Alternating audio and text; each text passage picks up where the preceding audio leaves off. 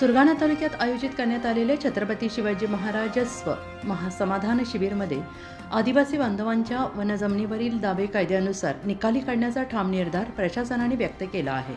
मुख्यमंत्री देवेंद्र फडणवीस यांच्या आदेशानुसार वनदावे प्रकरणी गतीने मार्ग लावण्यात येणार असल्याचं स्पष्ट करण्यात आलेलं आहे।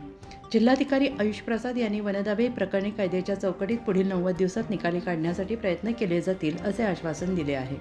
वनजमीन कसणाऱ्यांच्या नावावर जमीन नोंद करणे, स्वतंत्र सातबारा देणे, पात्र अपात्र प्रकरणांवर निर्णय घेणे तसेच वाढीव क्षेत्राबाबत कार्यवाही करण्यावर भर देण्यात आला आहे। कब्जेदार शेतकऱ्यांची नोंदणी करून त्यांना वनजमिनीवरील विविध शासकीय योजनांचा लाभ मिळवून देण्यासाठीही प्रशासन प्रयत्नशील राहणार आहे। या प्रकरणांची सुनावणी जिल्हाधिकारी, विभागीय आयुक्त, अप्पर जिल्हाधिकारी व प्रांत अधिकारी यांच्या अध्यक्षतेखाली करण्यात येणार असल्याचं सांगण्यात आलं आहे।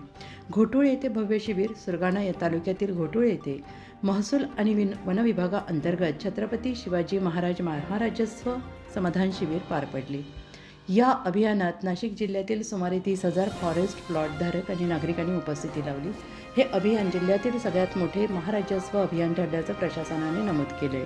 या कार्यक्रमात माजी आमदार जे.पी. गावित यांनी लाँग मार्च आंदोलनामुळे आदिवासी बांधवांच्या दीर्घकालीन लढ्याला यश मिळाल्याचं सांगितलं आहे।